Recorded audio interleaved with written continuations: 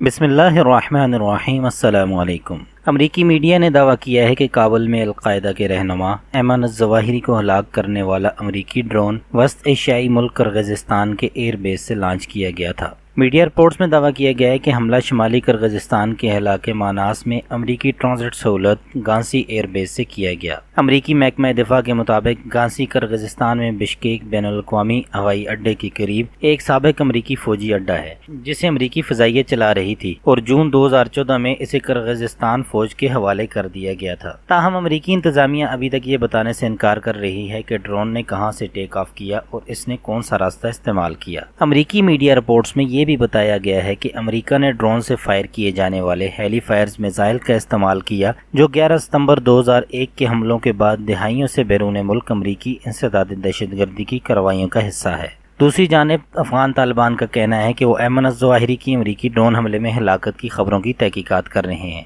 अरब media के मुताबिक अफगान तालिबान के सियासी अमूर के तर्जुमान सुहेल शाहीन की जानिब से जारी बयान में कहा गया कि तालिबान क़यादत ऐमन अज़्ज़वाहिरी की काबुल में मौजूदगी से आगाह नहीं थी। अमरीकी हमले में इनकी हिलाकत की खबरों पर तहकीकात कर रहे हैं। गुज़श्ता रोज़ पाकिस्तान के वफाकी वज़ीर दाखिला राना सनाउल्लाह ने कहा कि अलकायदा के रहनुमा ऐमन अज़्ज़वाहिरी को निशाना बनाने वाला ड्रोन पाकिस्तान से नहीं उड़ा। इस्लामाबाद में जियो न्यूज़ से गुफ्तगू करते हुए राना सनाउल्लाह का कहना था कि आपके इल्म में है कि ऐमन अज़्ज़वाहिरी की हिलाकत किस तरह हुई और कहाँ थे। ये ऐसा मामला है जिस पर अफगानिस्तान और अमरीका के दरमियान बात होनी चाहिए।